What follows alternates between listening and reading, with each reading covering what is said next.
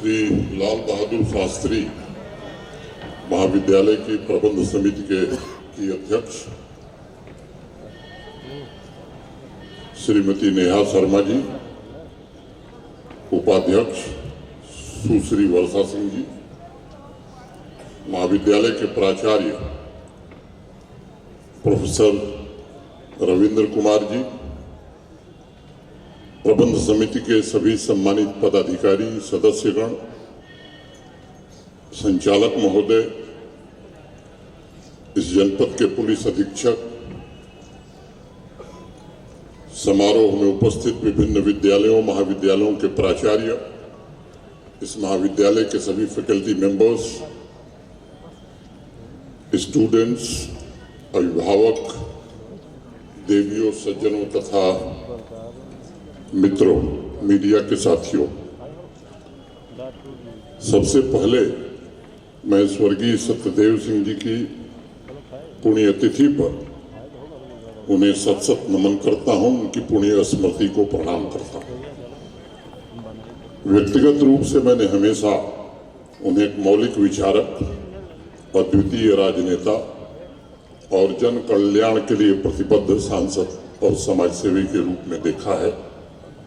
11वीं लोकसभा में कुछ वर्षों तक मैं भी उनके साथ था और उत्कृष्ट संसदविद होने के नाते उन्होंने जीवन के हर एक क्षण देश की प्रगति और समाज के रूपांतरण के लिए समर्पित किया था। उनके असामयिक निधन से राष्ट्र ने 2020 में एक ओजस्वी और प्रतिभाशाली व्यक्तित्व खोया, लेकिन मैं समझता हूं कि वह महान आदर्श और मूल्य जो वो पीछे छोड़ गए हैं, जो व्यापक रचनात्मक कार्यों में निरंतर हमारा मार्गदर्शन करेंगे। सत्यदेव सिंह जी ने हमेशा सामाजिक आर्थिक क्रांति का समर्थन किया और अक्सर एक बात कहते थे वो कि स्वतंत्रता का एक ही मूल अर्थ है और वह है समानता। लोकसभा में अपने भाषण के दौरान एक बार उन्होंने जो कहा था, मैं उसे उद्धृत करना चाहूंगा। स्वतंत्रता का मौलिक अर्थ है राष्ट्र की समृद्धि में समान हिस्सेदारी और भागीदारी, बेहतर शिक्षा और नौकरी के अवसर, स्वास्थ्य की देखभाल, अर्थव्यवस्था में समान भागीदारी तथा एक ऐसी व्यवस्था जिसमें हर एक नागरिक राष्ट्रीय एवं सांस्कृतिक गौरव तथा अपने देश पर गर्व महसूस कर सके। मुझे स्मरण है कि शिक्षा जगत में नई क्रांति के लिए वह पूरी तरह से जीवन भर एक समर्पित सेवक की तरह कार्य किया। उन्होंने संसद के भीतर और संसद के बाहर भी प्राथमिक शिक्षा को मौलिक अधिकारों में शामिल किया जाए, इसके लिए भी युवा मोर्चा के राष्ट्रीय अध्यक्ष या विभिन्न पदों पर रहते हुए उन्होंने काफी संघर्ष किया। मैं गवाह हूं, अगस्त 1997 में लोकसभा में उनके भाषण को मैंने खुद सुना है और मैं उद्धृत करूंगा आपके बीच। जब तक आप लोगों को शिक्षित नहीं करेंगे तब तक वे अपने अधिकार और आजादी का मतलब नहीं समझेंगे। ये सत्यदेव सिंह जी ने 1997 में कहा। मैं उनके भाषण की 2 अन्य पंक्तियां भी आपके बीच उद्धृत करना चाहूंगा। इस देश और आज की प्रगति के लिए आत्मविश्वास सबसे महत्वपूर्ण चीज है और हम अपने लोगों में आत्मविश्वास पैदा करने के लिए कुछ नहीं कर रहे हैं। हमें इस पर विशेष ध्यान देना होगा। लड़के लड़कियों की समान रूप से शिक्षा और उनके लिए रोजगार, ये हमारा सर्वोच्च उद्देश्य होना चाहिए।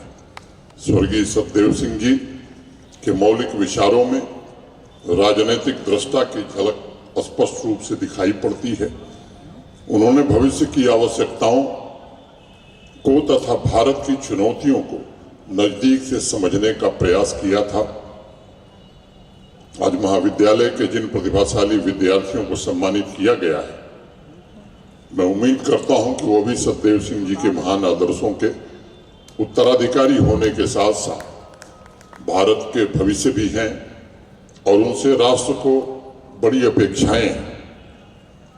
आज इस कार्यक्रम के आयोजन के लिए मैं सत्य सरोज फाउंडेशन, महाविद्यालय की प्रबंध समिति, महाविद्यालय के प्राचार्य महोदय, सभी शिक्षक या अन्य भी जो लोग इससे जुड़े रहे हैं, मैं उन सबके प्रति हृदय से कृतज्ञता ज्ञापित करता हूं। इस कार्यक्रम में उपस्थित सभी प्रतिभाशाली छात्रों तथा विशेष रूप से फैकल्टी मेंबर से मैं कुछ निवेदन करना चाहूँगा। पूरे देश में प्राइमरी एजुकेशन से लेकर उच्च शिक्षण संस्थानों को राष्ट्र की प्रगति के मुख्य इंजन के रूप में देश देख रहा है। ये एक सुखद बदलाव आया है। आधुनिक भारत, विकसित भारत की परिकल्पना को साकार करने के लिए भविष्य की वर्कफोर्स की कैपेसिटी बिल्डिंग में श्री लाल बहादुर शास्त्री महाविद्यालय जैसे शिक्षण संस्थानों को निश्चित रूप से अपनी महत्वपूर्ण भूमिका का निर्वहन करना होगा। जब विद्यार्थी शैक्षिक संस्थानों से बाहर आते हैं तब उनमें वास्तविक दुनिया से निपटने, विशेष रूप से अपने प्रोफेशनल कैरियर में आगे बढ़ने और राष्ट्रीय विकास में भाग लेने के लिए विशिष्ट क्षमताओं का निर्माण हो, ये मैं समझता हूं कि महाविद्यालय का एक महत्वपूर्ण दायित्व बनता है। इस दिशा में यहाँ उपस्थित फैकल्टी मेंबर्स से मैं निवेदन करूंगा कि समर्पित भाव से आपको कार्य करना होगा। यह भी ध्यान रखना होगा कि शिक्षा विद्यार्थियों में स्वतंत्र विचार और वैज्ञानिक चेतना को जन्म दे सके। दशकों के लंबे इंतजार के बाद भारत के आदरणीय प्रधानमंत्री श्रीमान नरेंद्र मोदी जी ने देश को एक बहुत ही अमूल्य उपहार, जिसे हम राष्ट्रीय शिक्षा नीति कहते हैं, दिया है, जो शिक्षा का बदलते जीवन से संपर्क स्थापित करती है। राष्ट्रीय शिक्षा नीति से ऐसे बदलाव, राष्ट्रीय शिक्षा नीति में ऐसे बदलाव पर बल दिया गया है जो तीव्र गति से हो रहे वैश्विक परिवर्तनों के साथ कदम से कदम मिलाकर चल सके। ये सच्चाई है कि दुनिया में पिछले 15 वर्षों में जो बदलाव हुए हैं, खासतौर से टेक्नोलॉजी के क्षेत्र में, तकनीक के क्षेत्र में और बाकी क्षेत्रों में भी, उसे पूरा करने में अगर हम पुरानी व्यवस्था में जी रहे होते तो शायद हजारों वर्ष लग जाते। यह तुलना बहुत मायने रखती है। विज्ञान के विद्यार्थी जिज्ञासा स्वरूप पूछ सकते हैं क्यों और कैसे, क्योंकि जिस तेजी से दुनिया बदल रही है, शिक्षा में उस गति से परिवर्तन हम सब दुर्भाग्य से नहीं कर सके। नई पीढ़ी के बच्चों ने शायद वॉकमैन नहीं देखा होगा, लेकिन फैकल्टी मेंबर्स ने उसका उपयोग किया होगा। 1980 में इस वॉकमैन म्यूजिक सिस्टम का आविष्कार हुआ था। फिर बाद में डिजिटल ऑडियो प्लेयर आया, जिसका आविष्कार 1999 में हुआ। लेकिन म्यूजिक सिस्टम को कॉम्पैक्ट बनाने का आविष्कार यहीं रुका नहीं, यहीं समाप्त नहीं हुआ। अक्टूबर 2001 में एप्पल के आईपॉड का आविष्कार हुआ और 2008 में स्पॉटिफाई लॉन्च हुआ।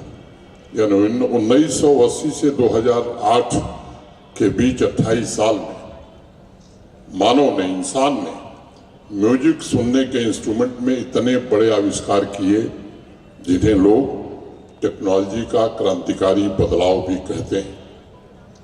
लेकिन हमारे देश का दुर्भाग्य था कि 34 वर्षों से भी ज्यादा समय तक शिक्षा व्यवस्था में कोई ऐसा बड़ा बदलाव या आमूलचूल परिवर्तन, जिसे हम क्रांतिकारी बदलाव कह सकें, नहीं कर सके। शिक्षा इतनी जड़, इतनी जटिल, इतनी बोझिल बना दी गई थी कि कभी कभी तो विद्यार्थियों को कॉलेज का नाम सुनकर के उनके अंदर का उत्साह ही मृतप्राय हो जाता था। और ये कड़वी हकीकत है, इसे हमें स्वीकार करना होगा। स्टूडेंट्स अक्सर क्लास अटेंड करना ही छोड़ देते थे। सीनियर सेकेंडरी में बहुत से बच्चे स्कूल छोड़कर चले जाते थे। टीचर्स की अपनी व्यक्तिगत रुचि की वजह से कुछ अच्छे टीचर्स के क्लासेस में विद्यार्थियों की उपस्थिति पूरी रहती थी, विद्यार्थियों की रुचि रहती थी। पुरानी शिक्षा व्यवस्था को ढोते हुए स्टूडेंट्स की चेतना को इतना थका दिया गया था कि क्लासरूम में कोई स्वतंत्र विचार पैदा ही नहीं हो रहे थे। क्लास की, कॉलेज की चहारदीवारी में विवेक की ताजी हवा आनी बंद हो गई थी। और इसलिए मैं आपसे कहूंगा कि ये बात सदैव याद रखिएगा कि ज्ञान का ढेर किताबों से इकट्ठा तो किया जा सकता है, लेकिन विजडम, जिसे हम प्रज्ञा कहते हैं, को प्राप्त करने के लिए मात्र स्वतंत्र विचार और जिज्ञासा, क्यूरियोसिटी पैदा करनी होगी। सिर्फ मन मस्तिष्क की खिड़की खोलने की हमें जरूरत है, लेकिन विद्यार्थी को ठीक हमने लंबे समय तक उल्टा सिखाया। कोई विद्यार्थी सवाल करता है तो उसे बताया जाता था कि सवाल करने की जरूरत नहीं है, जो पढ़ाया जा रहा है बस उसे याद कर लो। बापू एक बात अक्सर कहा करते थे, और ये आप सब जानते हैं कि बापू ने अपने जीवन में कोई ऐसी बात नहीं की जिसका प्रयोग उन्होंने नहीं किया था, खुद अपने पर प्रयोग नहीं किया। अक्सर एक बात कहते थे कि जो आपको ब्लैक बोर्ड पर पढ़ाया जाता है या जो आप किताबों में पढ़ते हैं वो आपको उतना समझ में नहीं आता है, जिनका हाथों से आप प्रयोग करते हैं वो जल्दी समझ में आता है। अब राष्ट्रीय शिक्षा नीति का सबसे बड़ा योगदान क्या हो सकता है? ये कॉलेज के कैंपस को नई खोज, नए आविष्कार का साहस दे सकती है। और बताया गया है कि क्लासरूम से परे भी बच्चों को सीखने के लिए एक बहुत बड़ी दुनिया है। अगर मन में ललक हो तो कुछ भी संभव है। रामानुजम का नाम आप में से अनेक साथियों ने सुना होगा, देश के सबसे बड़े मैथमेटिशियन। मुझे लगता है कि उनसे बड़ा गणितज्ञ इस देश में कोई पैदा नहीं हुआ। आप में से अनेक लोग शायद जानते होंगे कि जब 11 वर्ष के रामानुजम थे तो बिना मैथमेटिक्स का क्लास अटेंड किए स्वयं सीखते सीखते सिर्फ 2 साल के अंदर उन्होंने 13 वर्ष की उम्र में एडवांस ट्रिग्नोमेट्री को हल करने के लिए अपने खुद की थियरी डेवलप कर ली थी।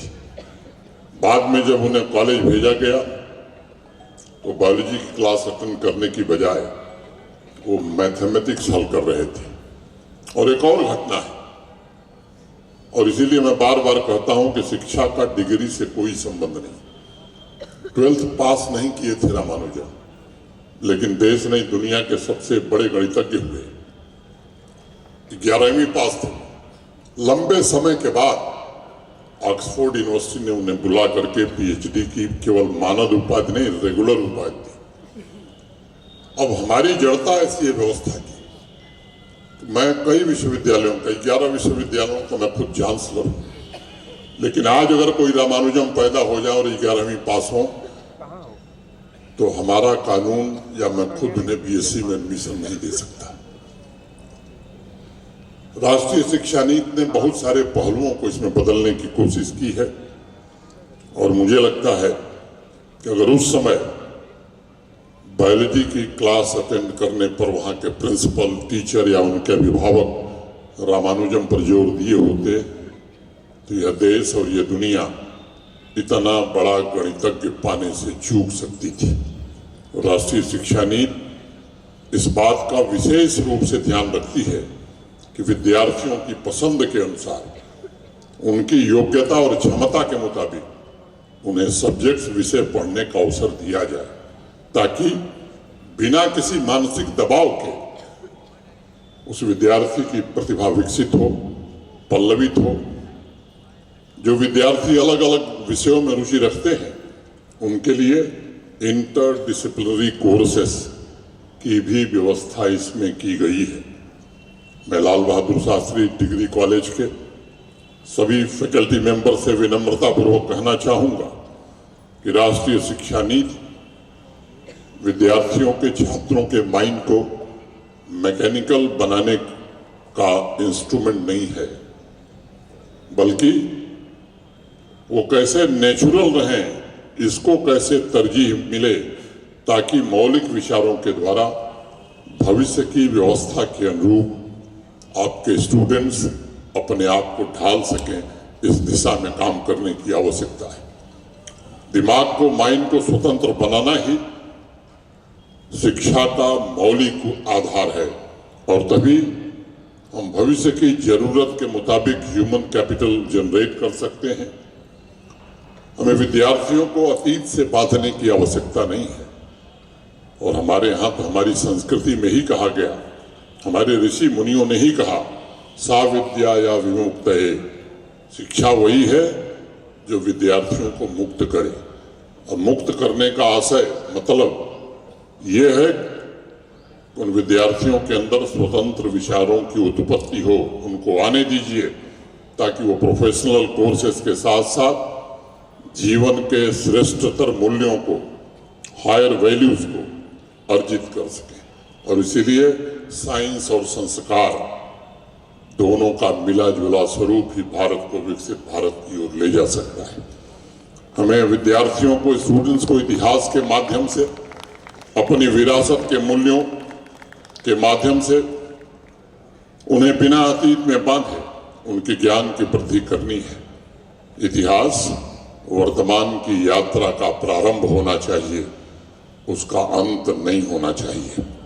और मैं बड़े यकीन से कह सकता हूं कि अगर स्टूडेंट्स को यह बताया जाए कि 20वीं सदी के वैज्ञानिकों ने अपने इन्वेंशन को जहां छोड़ा था उसके आगे जाना है तुम्हें, तभी भविष्य के विकास के रास्ते वो तय कर पाएंगे। अगर केवल हम स्टूडेंट्स को साइंटिस्ट के बारे में, हिस्टोरियंस के बारे में पढ़ा करके अपने कर्तव्यों की तीसरी करेंगे तो मुझे लगता है उस विद्यार्थी के ज्ञान अर्जन की यात्रा वहीं समाप्त हो जाएगी और वो छात्र भविष्य के इन्वेंशन से चूक जाएगा। उसे हमें बताना होगा कि उस साइंटिस्ट ने क्या चुनौतियां झेली, कौन से इन्वेंशन की यात्रा उसने अधूरी छोड़ी है और तुम्हारी यात्रा जहां उसने अधूरी छोड़ी है वहीं से शुरू होती है और जब पूरा करोगे तब तुम्हारी यात्रा समाप्त होगी। इन्वेंशन हमेशा भविष्योन्मुख होता है। हम जो भी क्रिएट करते हैं वो अगले घंटे, अगले दिन, अगले वर्ष और अगले वर्षों के लिए होता है। दुनिया में आज तक कोई भी आविष्कार अतीत के लिए कभी नहीं हुआ। पिछले कुछ वर्षों में अनेक ऐसे इन्वेंशन हुए हैं जिनका असर शिक्षण संस्थाओं पर व्यापक रूप से पड़ा है। हाइब्रिड क्लास के लिए आज गांव-गांव देश में इंटरनेट की व्यवस्था विकसित की जा रही है। हाई स्पीड इंटरनेट अधिकांश गांवों तक पहुंच गया है, लेकिन क्या आप जानते हैं कि आज जो इंटरनेट पूरे विश्व की शिक्षा व्यवस्था का माध्यम बना है उसका पहला प्रोटोकॉल 1980 में इन्वेंट हुआ था। वर्ल्ड वाइड वेब का आविष्कार 1990 में हुआ। यह आविष्कार भविष्य के लिए था। आज पूरी की पूरी वैश्विक अर्थव्यवस्था उसी प्रोटोकॉल पर चल रही है जिसे 1980 में खोजा गया था और इसलिए राष्ट्रीय शिक्षा नीति ने क्यूरियोसिटी पर ज्यादा बल दिया है ताकि कैंपस में इनोवेशन, इन्वेंशन और रिसर्च, कैंपस इन तीनों के केंद्र बन सके। और मैं आप सबसे आग्रह करूंगा कि आने वाले भविष्य में असेस, इक्विटी, क्वालिटी और आउटकम, इन चार बातों पर हमें विशेष रूप से फोकस करने की, ध्यान केंद्रित करने की आवश्यकता है।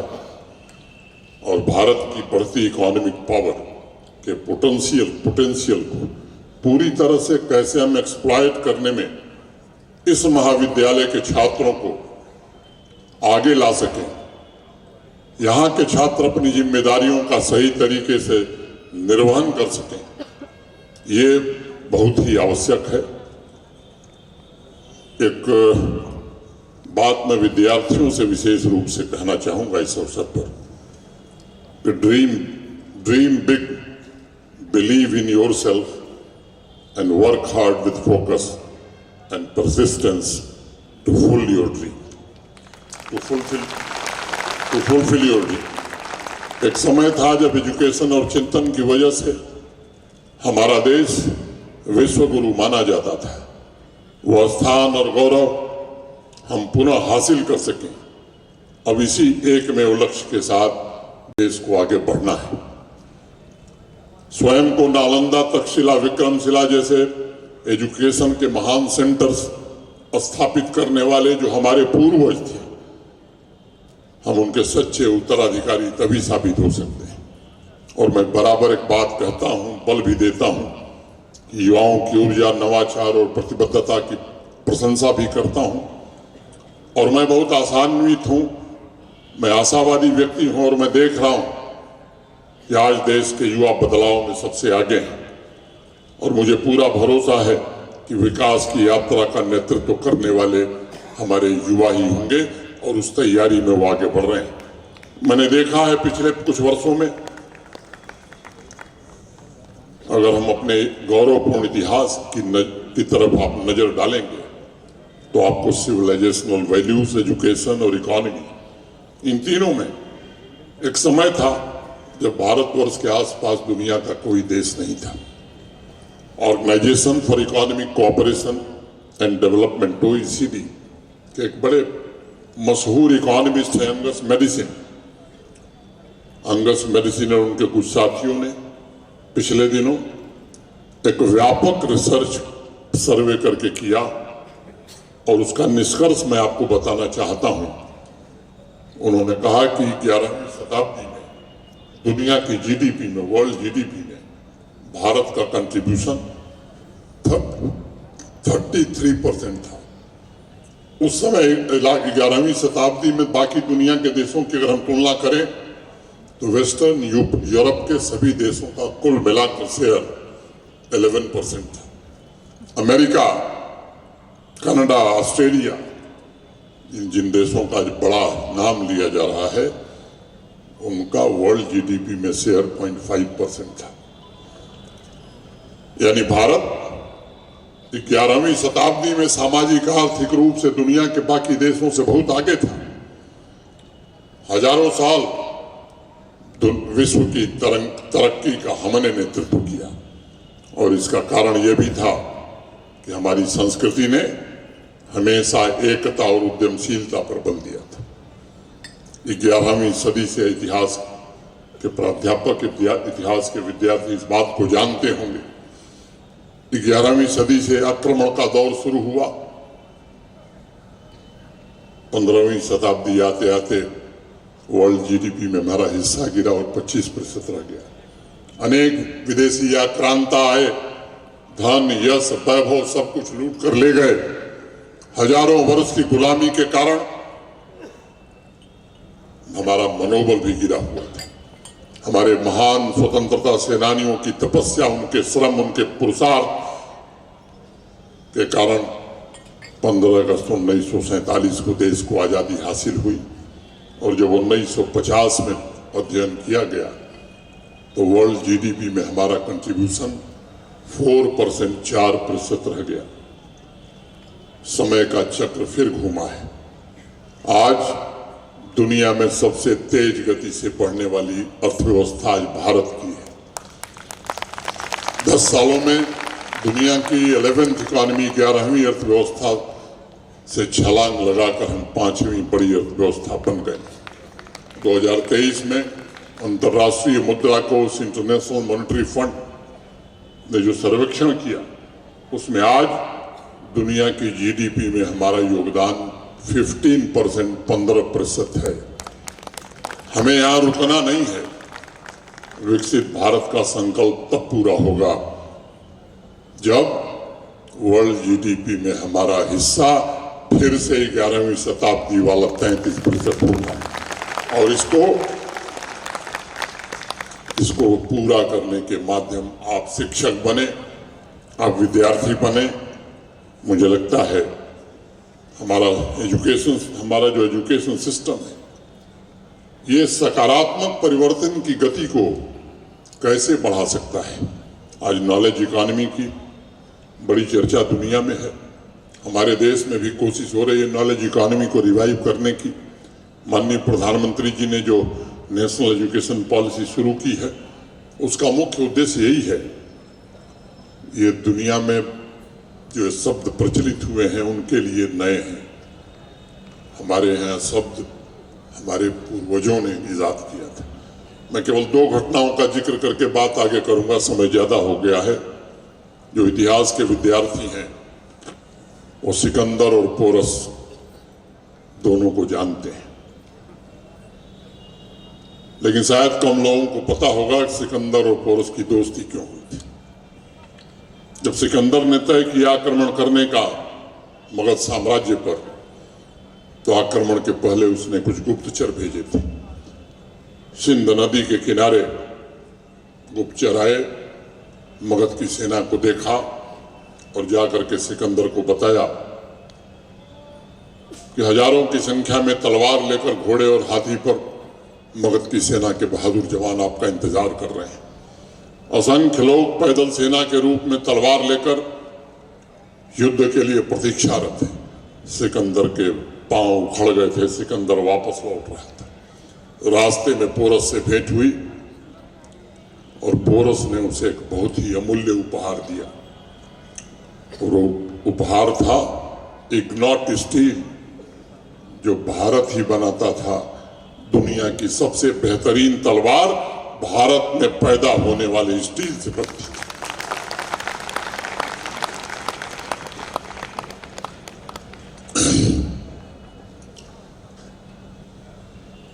सर आइजैक न्यूटन दुनिया के बड़े वैज्ञानिक थे। थियरी ऑफ ग्रेविटी आप सब जानते हैं।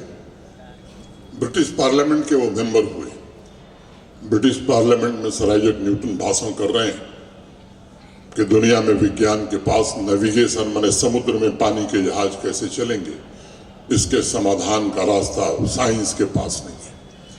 जिस दिन sir Isaac Newton British parliament में भाषण दे रहे थे, उसके सैकड़ों वर्ष पहले हमारे नाविक, हमारे सेलर्स पानी के जहाज में भारत में उत्पादित मालों को लेकर के सुदूर दक्षिण अफ्रीका तक जाते थे। यहाँ से टेक्सटाइल का सामान हो, स्टील हो, ये सब चीजें हम दुनिया के दूसरे देशों में भेजते थे। और सोने की चिड़िया हम इसलिए नहीं बने थे मित्रों के हमारे पास सोने की बहुत खदान थी। हमारे पास गोल्ड माइन्स इतनी आज भी नहीं है न पहले थी। ये सामान हम दुनिया के बाजार में बेचते थे और वहां से गोल्ड लेकर के आते थे। एक सक्रोता करके द्वीप है दक्षिण अफ्रीका के आगे, आप जाएंगे तो वहां भी संस्कृत और पाली में लिखे हुए अभिलेख भारतीयों के मिल जाएंगे। और इसलिए मैंने प्राचीन जीडीपी का आपके सामने इसलिए जिक्र किया कि हम अपने प्राचीन सभ्यता पर गौरव का भाव हमारे अंदर पैदा हो। जब समाज गौरव के भाव से आगे बढ़ता है, वही समाज मैं समझता हूं कि प्रेरणा लेकर खड़ा हो सकता है। हमें अतीत की तरफ देखना नहीं है, बल्कि हमें अतीत से सीखना है। आप सभी अपनी जीवन यात्रा के ऐसे मोड़ पर हैं जब आपको भविष्य की प्लानिंग करनी है। एक बात और कहूंगा कि अपने मन में संतोष का भाव अगर आवे तो उसे निकाल दीजिएगा, कभी सेटिस्फाई मत होइए। खासतौर से विद्यार्थियों के लिए सेटिस्फैक्शन का भाव उज्जवल भविष्य का सबसे बड़ा अवरोध है, सबसे बड़ा ऑब्स्ट्रक्शन है। हमारे भीतर, आपके भीतर क्रिएटिविटी तभी आती है जब आप अनसेटिस्फाइड रहते हैं, मन में संकल्प लेते हैं कभी तो बहुत कुछ करना है, ये करेंगे। उस सोच से सृजन की यात्रा प्रारंभ होती है, नया हौसला मिलता है और तब आपकी जीत तय होती है। एक कहानी सुनाकर बात खत्म करूंगा। एक राजा थे, छोटे से राज्य के। हमला की सूचना मिली, राजा घबरा गए, सेनापति को बुलाया और सेनापति से रणनीति तय करने लगे। सेनापति ने कहा कि महाराज, आक्रमण करने वाली सेना की संख्या हमारी 3 गुनी बड़ी है, 3 गुनी से भी ज्यादा है, हम उनसे लड़ नहीं पाएंगे, हमारी हार सुनिश्चित है। और ये कहते हुए सेनापति ने तलवार जमीन पर रख दिया। महाराज को शिक्षक ने पढ़ाया था, वृद्ध हो गए थे, अवकाश प्राप्त थे।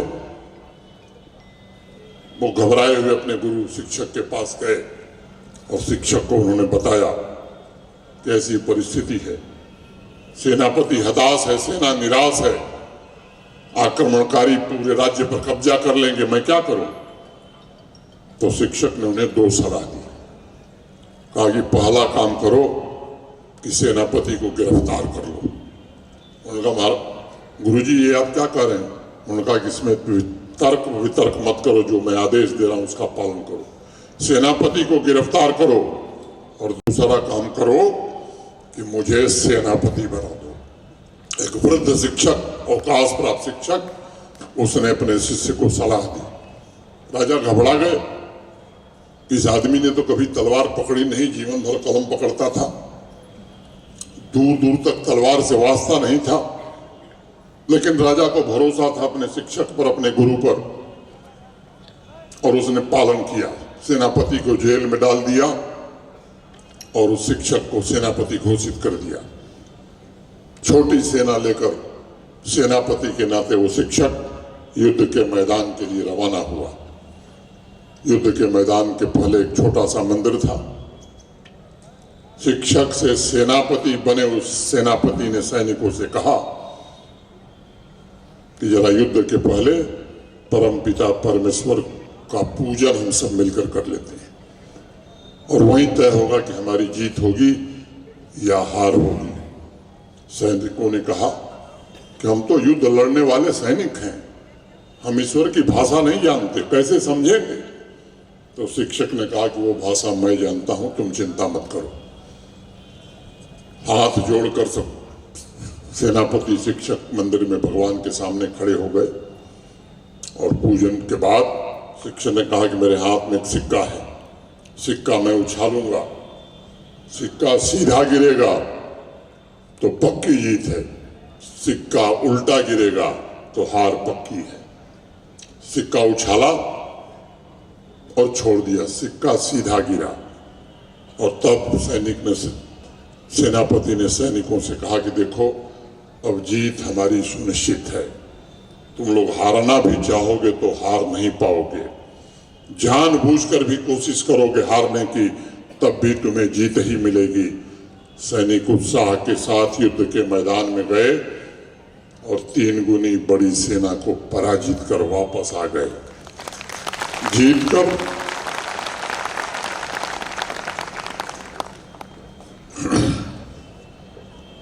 सैनिक लौटने लगे तो एक सैनिक ने पूछा सेनापति से, शिक्षक जो सेनापति बन गया था, इसका रहस्य तो बताइए। तो उसने कहा देखो ये सिक्का दोनों तरफ एक ही था, जो भी गिरता वो तुमको दिखता यही। ये जीत इसलिए हुई क्योंकि ईश्वर के प्रति श्रद्धा के साथ पूरे आत्मविश्वास से आप लड़ रहे थे। हम जीत इसलिए गए कि हमारे अंदर जीत की सोच पैदा हो गई थी। ईश्वर का आशीर्वाद हमारे मन में गहरे रूप से बैठ गया था, तब हम हार ही नहीं सकते थे। इसलिए विद्यार्थी बहनों भाइयों, मैं आपसे कहना चाहूंगा कि मन में अगर शिखर प्राप्त करने का विचार गहरा हो गया है तो बड़े से बड़े संकल्प और बड़े से बड़े सपने आप साकार कर सकते हो। यही आपसे आज निवेदन करते हुए महाविद्यालय के प्राचार्य महोदय, सभी शिक्षकों, प्रबंध समिति के सभी माननीय सदस्यों के प्रति हृदय से कृतज्ञता ज्ञापित करते हुए और युवा साथियों के उज्जवल भविष्य की प्रभु राम से प्रार्थना करते हुए अंतिम बात कि मेरा आग्रह होगा कि नैतिक नेतृत्व, मॉरल लीडरशिप के लिए हम बच्चों को कैसे तैयार करें ताकि समाज के बेहतरी के सपने को साकार करने में, दूसरों को सही दिशा में मोटिवेट करने में इस महाविद्यालय के बच्चे भी अपना योगदान दे सकें। और सत्यदेव सिंह जी की अंतिम बात कोट करके मैं बात खत्म करूंगा। अगर उन्होंने कहा था कि अगर पैसा इंसान के विकास और मानव संसाधन को बेहतर बनाने के लिए खर्च किया जाता है, तब राष्ट्र के विकास को स्वतः एक नई गति मिलती है। भारत के आदरणीय प्रधानमंत्री जी के मार्गदर्शन में आज भारत इसी संकल्प के साथ प्रत्येक नौजवान की ऊर्जा को सफलता के शिखर पर ले जाने का प्रयत्न कर रहा है। मैं एक बार पुनः स्वर्गीय सत्यदेव सिंह जी की पुण्य स्मृति को नमन करता हूं। यहाँ उपस्थित सभी युवाओं के बेहतर भविष्य की कामना करते हुए आप सबको फिर से धन्यवाद देते हुए दो पंक्तियां करके अपनी बात खत्म करूंगा। और ये पंक्तियां बच्चों के लिए ही हैं। कुछ लोग तुम्हें समझाएंगे, कुछ लोग तुम्हें समझाएंगे, वो तुमको खौफ दिलाएंगे, जो है वो भीख हो सकता है, कुछ और यहाँ हो सकता है। जो है वो भीख हो सकता है, कुछ और यहाँ हो सकता है।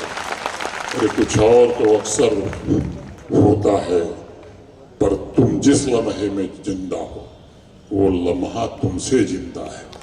ये वक्त नहीं फिर आएगा, ये वक्त नहीं फिर आएगा, तुम अपनी करनी कर गुजरो, जो होगा देखा जाएगा, जो होगा देखा जाएगा। बहुत बहुत धन्यवाद। जय हिंद।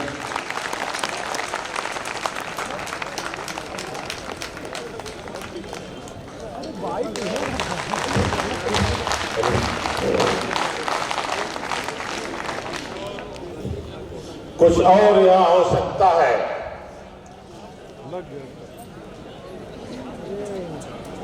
इसी के साथ हम लोग उम्मीद करेंगे कि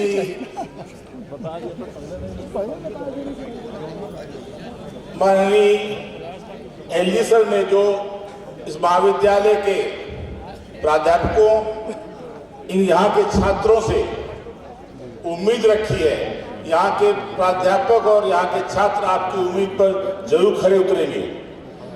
मैं आमंत्रित करता हूँ धन्यवाद ज्ञापन के लिए वाणिज्य विभाग के विभागाध्यक्ष प्रोफेसर बीपी सिंह जी को कि आकर के धन्यवाद ज्ञापित करें। साथ ही साथ मैं प्राचार्य से अनुरोध करूंगा कि एसपी साहब को मेमेंटो देकर के भी सम्मानित करें।